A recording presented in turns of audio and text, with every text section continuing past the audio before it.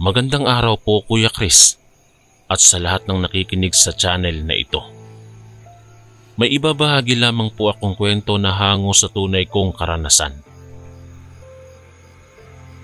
Ako po si Berto, hindi ko po tunay na pangalan. Isang masugid na sugarol mula sa nayo ng Ayungon sa lalawigan ng Negros Oriental. Nagtatanim kami ng palay at niyog sa aming bukid. At kapag walang gawain ay naglalako naman ako ng mga prutas sa bayan. Subalit sa tuwing may okasyon, hindi ko mapigilang sumugal. Mula pa noong bata ako, nauso na sa amin ang sabong at bilang mga batang walang magawa, madalas kaming nanonood sa labas ng bulwagan. Hanggang sa naging bahagi na ito ng aking kultura at naging masugid na sugarol. Nang mapangasawa ko si Donna at magkaanak ng isang batang lalaki na pinangalanang Dindo, patuloy pa rin ang aking hilig sa sugal. Mabuti na lang at pumayag si Donna sa aking libangan. Ang problema ko lang, tuwing umaalis ako ay si Dindo na umiiyak at humihingi ng pasalubong. Noong mga panahong iyon, dala-dala ko pa siya sa mga sabungan bilang aking lucky charm. Lagi akong nananalo kapag kasama ko siya.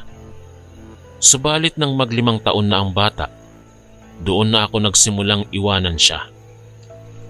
Tuwing aalis ako, ay nagwawala siya na para bang may pakiramdam na may masamang mangyayari. At tama nga ang kutob niya, dahil kapag iniwan ko siya, nawawala ang swerte ko sa pagsusugal. Isang araw, maaga akong gumising para magputol ng kahoy bilang panggatong. Habang nagtatrabaho, naramdaman kong kumatim muli ang aking balat para magsugal. Sigurado akong mananalo ako sa araw na yon. Pagkatapos magbihis, nagpaalam ako kay Donna na aalis na naman ako. Lumabas na nga ako ng bahay nang biglang humarang sa akin si Dindo. Umiiyak itong nakikiusap na wag akong umalis. Pero pirmi ko namang sinasabi sa kanya na hindi na siya pwedeng sumama dahil masyado na siyang mabigat para buhatin.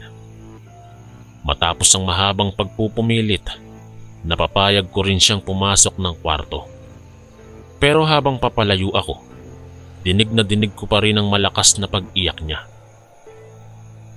Kahit na umiiyak pa rin ang malakas si Dindo, ipinagpatuloy ko ang aking lakad papuntang sabungan. 12:00 na ng tanghali at maya-maya pa ay magsisimula na ang unang sabong para sa araw na yon. Ayokong mahuli sa pagbubuhos ng pera ko sa manok na malakas ang kutob kong mananalo. Nilakasan ko na lang ang loob ko at itinuloy ang paglalakad. Dadaan muna ako sa madilim na eskinita bago makarating sa sabungan. Maraming matataas na puno ng niyog at iba pang mga halaman ang tumutubo sa paligid kaya medyo madilim ito sa umaga. Habang naglalakad, may narinig akong tumatawag sa pangalan ko. Tay! Tay! Ang tinig ay parang boses ni Dindo lang. Subalit imposibleng sumunod siya sa akin dito dahil malayo ito mula sa amin. Inisip ko na lang na baka imagination ko lang dahil guilty ako sa pag-iyak niya kanina. Dahil sa pag-aalinlangan, mabilis akong naglakad at halos tumakbo na. Maya-maya pa, ay may naramdaman akong ibang presensya sa paligid. Parang may sumusunod o bumubuntot sa akin. Nilingon ko ang likuran pero wala namang tao roon. Konting lakad na lang ay malalagpasan ko na ang iskinita patungo sa daang papunta sa sabungan. Bigla akong napatigil nang may matandang babae ang sumulpot sa harapan ko. Naglalakad din ito patungo sa direksyon ko pero ang nakakatakot ay nakatingin lang ito sa sahig at tila ba wala itong nakikita. Ang buhok nito ay mahaba-haba at puting-puti na ang kulay. Suot nito ang isang marungis na damit na nagmumukhang sako at nakabukaka pa itong maglakad. Hindi ko alam pero nang dumaan ito sa tabi ko, na mayani ang takot sa buong pagkatao ko. Parang may malaking kamay na pumipisil sa aking dibdib at nahihirapan akong huminga. Tinignan ko ito ng makalagpas, pero tsaka ko lang nadama ang matalim nitong kuko na puminsala sa magkabilang tagiliran ko. Aray! Napasigaw ako sa sakit, ngunit mabilis na sinunggaban ako nito mula sa likod. Gamit ang kanyang matitibay na braso, mahigpit nitong niyakap ang aking leeg na parang naglalakad na ahas. Sa gulat at takot, nanlamig ang buong katawan ko. Ang mga binti ko ay naging mahina at pumipintig na ang pakiramdam ko sa ulo. Sa gitna ng aking pagkahilo, marahan ko itong tinadyakan sa binti upang mapalagay. Pero imbis na pakawalan ako nito, mas hinigpitan pa nito ang pagkakayakap sa liig ko. Hayaan mo akong makawala! Pilit kong sinabi habang gumagapang upang makalayo. Subalit parang wala itong narinig. Sa halip, binuhat ako nito at sinilid sa isang malaking sako.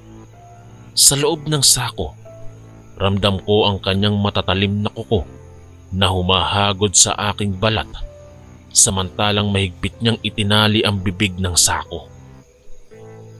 Narinig ko ang boses ng matandang babae at ng isa pang lalaking kausap nito. Tinanong nito kung may nakuha na ba ito. Sumagot ang matandang babae na mayroon na nga siyang nahuli at ipinag-utos na ihanda na ang kumukulong tubig upang mahiwa-hiwalay ang aking lamang loob para kanilang lamunin. Sa puntong iyon, tuluyan na akong nang lupaypay. Naubos na ang aking lakas sa kakapumiglas. Patuloy lang silang naglalakad na para bang wala silang dala. Maya-maya pa, narinig ko ang pamilyar na boses ng aking asawa at ng ilang kapitbahay namin. Hayun sila! Sigaw ni Donna. Ngayon ko lang napagtantong sinundan pala ako ng aking pamilya. Nabitawan ako ng matandang babae nang makita nila ito. Dali-daling nilapitan nila ako habang pinagtutulungan nilang bugbugin ng kahoy ang matandang babae. Habang pinagbubugbog ng mga kapitbahay namin ng matandang babae, nakahiga lang ako sa lupa na nanghihina. Maraming galos at gasgas ang aking katawan mula sa mahigpit nitong pagkakayakap at pagkakasilid sa sako. Subalit kahit papaano, ay nagpapasalamat ako dahil nakaligtas ako nang dumating sila. Kung hindi, malamang lulutuin na ako ngayon ng mga aswang na ito. Oo, aswang sila. Yun ang pumapasok sa isip ko habang tinitignan ko ang matandang babae. Bagamat matanda na ito at nakakapaglakad pa, ang lakas nito ay hindi karaniwan. At kahit halos malagutan na ng hininga sa paghampas sa kanya, nakatayo pa rin ito na walang imik at galos man lang sa katawan. Ang mga mata nito ay nagniningning habang nakatitig sa akin, na para bang ginagawang ulam ang aking kaluluwa. Dahil doon, isa talagang aswang na malupit itong nakasalubong ko. At muntik na akong maging ulam nito kung hindi dumating ang aking mag-anak. Napailing na lang ako sa naisip kong iyon. Sana'y pinakinggan ko na lang si Dindo kanina bago ako umalis. Naputol ang aking pagmumuni-muni nang makita kong kumawala ang isa pang kauri ng matandang babae mula sa pagkakagapos nito. Bigla itong tumakbo at sinunggaban ng isang lalaking nagdadagdag ng panggatong sa paligid. Bago pa man makaalis ang lalaki, mabilis nitong sinunggaban ng tenga nito at kinagat. Lahat kami ay nabigla sa pangyayari at agad na tumakbo papalapit upang maawat ang aswang. Pero huli na ang lahat nang makitang putol na ang isang tenga ng lalaki nang mahiwalay sa pagkakakagat nito. Dahil sa takot, Lahat kami ay umurong at napapalibutan ang dalawang halimaw. Sumisigaw ang matandang babae na nakakagat habang pinipigilan ng iba pang mga lalaki na makalapit sa amin. Samantala, umiiyak naman ang lalaking nawalan ng tenga sakay sa motorsiklo papunta sa pinakamalapit na ospital. Pagkatapos ng ilang sandali, dumating ang aming kapitan kasama ang ilang tanod. Agad nilang pinulot ang mga troso ng kahoy at sinindihan ng apoy. Sinimulan nilang bugbugin at sunugin ang dalawang halimaw habang nakatali sa poste ng sabungan. Nakahiga pa rin ako sa malambot na lupa. Nagpapahinga habang pinapanood kung paano nililipol ng apoy ang dalawang masamang nilalang. Sa tabi ko ay ang aking asawang si Donna at ang iyak naman ng iyak na aking anak na si Dindo na niyayakap ako ng mahigpit. "Ayos ka lang ba, tay?" Tanong niya sa akin. Hindi ko mapigilang ngumiti sa kabila ng hapdi ng aking mga sugat. Hinawi ko ang luha sa pisngi ni Dindo at mahigpit siyang niyakap. Kung hindi dahil sa kanya, malamang nawala na ako ngayon. Habang niyayakap ko si Dindo, napansin kong may isang babae na pumapalahaw ng iyak. Lumapit ito sa aming kapitan at ikinuwento na isa sa mga nasusunog na aswang ang kumitil sa kanyang apo ilang linggo na ang nakakalipas. Hanggang ngayon ay hindi pa rin natatagpuan ang bangkay ng bata. Doon ko lang napagtanto na hindi lang pala ako ang biktima ng mga halimaw na ito. Marami na pala silang naunang pinatay at tinikman bago pa man ako masalubong ng isa sa kanila. Nilingon ko muli ang dalawang katawan na sinusunog pa rin. Wala nang buhay doon pero patuloy pa rin nasusunog. Maya-maya pa ay biglang may dumating na lalaking nagngangalang Ruel. Hingal na hingal ito at may dalang magandang balita. "Kapitan! Kapitan! Natagpuan ko na ang lungga ng mga aswang. Doon din natagpuan ang maraming bangkay na kanilang mga nabiktima." Lahat kami ay nagulat sa sinabi ni Ruel. Agad naming sinamahan ang aming kapitan patungo sa pinagtataguan ng mga halimaw, kasama na ang ilang kapitbahay namin. Sumakay kami sa jeepney na pag-aari ni Mang Lando na siyang madalas na dumadaan sa daang yon. Pagkarating namin doon, nadatnan nga namin ang isang maliit na yungib na puno ng mga buto ng tao. May iilang nakasabit pang mga katawan na tila kakakitil lang. Ang baho roon ay sobrang hapdi sa ilong na parabang amoy ng libingan. Tinignan ni Kapitan ang bawat bangkay hanggang sa matagpuan ang sinasabi ng babae kanina. Napaiyak ito nang makitang naaagnas na ang katawan ng kanyang apo. Kalahating katawan na lang ang natitira. Lahat kami ay nalungkot sa nasaksihan. Ang mga halimaw na iyon ang nagligpit ng maraming buhay ng walang habas. Mabuti na lamang at naputol na ang kanilang masamang gawain. Ilang araw ang nakalipas mula ng insidente. Nabalitaan naming namatay na rin ang lalaking nawalan ng tenga dahil sa sobrang impeksyon ng sugat. Nag-iiyakan ang kanyang pamilya sa pagkawala nito, habang ang babaeng nawalan ng apo naman ay lumipat na ng tirahan. Hindi na nakayanan pang manatili sa bayan. Ako naman, lubusang nagpapasalamat sa aking anak na si Dindo.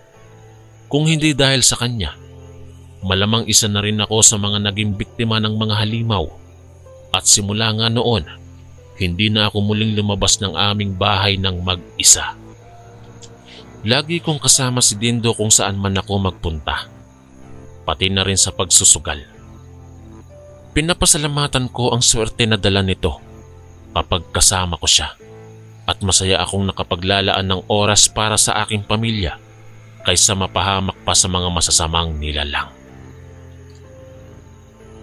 Pagkatapos ng insidente, nagkaroon ng malaking pulong ang aming barangay. Pinag-usapan doon kung paano mapoprotektahan ang aming komunidad laban sa mga aswang at iba pang masasamang elemento. Unang hakbang na ginawa ng barangay ay ang maglagay ng checkpoint sa bawat entrada at labasan ng aming nayon. Lahat ng papasok at lalabas ay susuriin ng mga tanod. Naglagay din sila ng curfew sa 9:00 ng gabi. Sino mang lalabag dito at maglalakad ng mag-isa sa gabi ay agad nahuhulihin at iimbestigahan. Ginawa ito upang maiwasan na makapanloob ang mga aswang sa aming lugar nang walang pahintulot. Bukod dito, nagkaroon din ng seminar tungkol sa mga aswang ang barangay.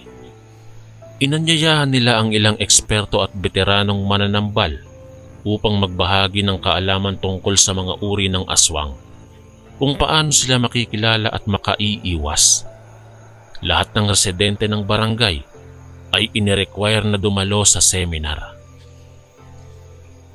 Nung araw ng seminar, punong-puno ang aming barangay hall. Nakikinig ang lahat sa payo ng mga eksperto. Sabi nila na madaling makilala ang mga aswang sa pamamagitan ng kanilang mga mata. Meron silang makikinang o nagniningning na mata na para bang nangangain ng kaluluwa habang nakatingin sa iyo. Pinayuhan din kami na maglagay ng mga gabay o tanda sa paligid ng bahay gaya ng mga asin, bawang, krus at iba pa. Ito raw ay upang hindi makapasok ang mga masasamang elemento sa loob ng tahanan. Bukod dito, maglagay din daw ng maraming punla ng sambong para mapuksa ang mga maligno. Marami pang iba't ibang paraan at babala ang ibinigay sa amin. Sinabi rin ng mga eksperto na kapag nakasalubong namin ng isang taong kahina-hinala, tawagin daw agad ang pangalan nito ng 3 beses. Kapag tumugon ito, malamang ay tao nga yun. Pero kung hindi tumugon o tumingin man lang, nagbabadyang mapanganib na ang nilalang na yon. Ipinunto rin sa aming lahat na agad iulat sa barangay kapag may nakitang kahina-hinala o misteryosong kaganapan. Mas mainam na maging mapagmatsyag at mag-ingat palagi. Higit sa lahat, magtulungan bilang komunidad laban sa anumang uri ng masamang elemento. Matapos ang seminar, nagkaroon ng demonstrasyon ng mga albularyo kung paano gumawa ng iba't ibang uri ng gayuma at agimat para sa proteksyon. Binigyan din nila kami ng mga halamang panlaban sa mga aswang na pwede naming itanim sa aming bakuran. Simula noon, naging alerto at mapagmasid na ang lahat sa barangay namin. Talagang nagbago at umunlad ang aming lugar. Lahat ay nagtutulungan at nagkakaisa. Salamat sa mga tagubilin at gabay ng mga dumalo sa seminar. Nabawasan ng takot at nadagdagan ang kaalaman namin tungkol sa mga nilalang ng kadiliman. Matapos ang nangyaring insidente at seminar, nagbago talaga ang takbo ng buhay namin sa barangay. Gaya ng isinasaad ko kanina, mahigpit ang pagbabantay ng bawat residente sa kapwa. Ang magkakapitbahay ay nagtutulungan sa pagroronda sa gabi para masiguro na walang kawalang hiyaang makakapasok sa amin. Pero bukod sa mga panlaban sa aswang, naisipan din namin na palakasin ang pananalig at tiwalang nakakapit sa poong may kapal. Kaya naman 1 linggo matapos ang insidente, nagkaroon ng isang pagtitipon sa aming simbahan. Dinaluhan ito ng lahat ng mga nakatira sa barangay. Bukod sa iba't ibang ministeryo ng simbahan, dumalo rin ang ilang sugarol na tulad ko at mga matatandang nananatiling nakatira sa aming lugar. Ang misyon ay pairalin muli ang pananampalataya at kabanalan upang mabura ang kadiliman na nagdaan sa amin. Nang gabing yon, puno ng papuri at pagsamba ang simbahan. Ang bawat isa ay buong puso at buong kaluluwang umaawit at nagpupuri sa kagandahang loob ng Diyos. Ang ilang mga lalaki, kasama na ako, ay humahagulgol habang nagpapasalamat sa muling pagkakataong mabuhay. Marami ring nakipagbati at humingi ng tawad sa isa't isa. Pagkaraan ng misa, pinaabot ng pari ang kanyang mensahe tungkol sa kahalagahan ng pananampalataya, hindi lamang sa panahon ng kagipitan, kundi sa buong buhay ng isang Kristiyano. Anya, dapat tayong lumapit sa Panginoon, hindi lang kapag naaapi o nalulumbay, kundi maging sa mga araw na maligaya. Sa araw-araw ay dapat napasalamatan natin siya dahil sa kagandahang loob at pag-ibig na walang hanggan. Pagkatapos ng misa, nagsaya ang lahat sa pagkain at kwentuhan sa paligid ng simbahan. Unang pagkakataon ding nagkasama-samang muli sa isang pagdiriwang ang halos lahat ng aming kapitbahay. Iyon ang unang bagay na nagbigay kasiyahan sa aking puso mula nang masalubong ang mapanlokong matanda. Hanggang ngayon, patuloy ang aming bayanihan at samahang pagpapatibay sa aming magandang samahan bilang magkokomunidad. Masaya ako dahil dito ay natuto kaming makaunawa at makitungo sa isa't isa, kahit na nagkakaiba ang aming paniniwala at kumbensyon.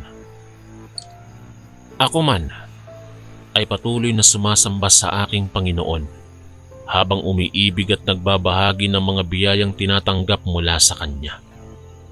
Hindi ko na muli pinababayaan ang aking pamilya at patuloy kong ipinagmamalaki ang anak kong si Dindo na aking iniingatan ng buong puso at pagmamahal. Sa pamamagitan ng mga pangyayaring dumaan sa buhay ko, lubos na natuto akong magmahal ng tunay at maging mapagkumbaba. Unti-unti kong ibinaba ang aking matatayog na pagtingin sa sarili at sa halip ay nagsimulang makisama ng buong puso sa aking pamilya at kapwa. Sa ngayon, masasabi kong isa akong mapalad na tao dahil sa mga napagdaanan ko rito sa aming bayan ng Ayungon. Nagpapasalamat ako sa lahat ng tumulong at sumuporta sa akin sa aking pagbangon, sa aking mga kapitbahay na naging dahilan upang mamulat ang aking mga mata at makita ang totoong kahulugan ng pamumuhay. At sa aking minamahal na anak na si Dindo, ayaw ko nang pakawalan pa ang sandaling ibubuhos para sa iyo ang aking pagmamahal. Naramdaman ko muling kumilos ang puso kong bato at nauunawaan na ang tunay na nag-iisang daan upang maging ganap na tao at ama. Maraming salamat po sa inyong lahat. Kailanman ay hindi ko makakalimutan ng mga aral na nagmula sa nakaraang mga pangyayari. Hanggang sa muli, ang inyong kaistorya, Berto. Maraming salamat po mga kaistorya sa pakikinig. At kita-kits po ulit bukas para sa isa na namang nakakatakot na kwento. Ito po si Kuya Chris, ang inyong kaistorya. God bless po at ingat po lagi.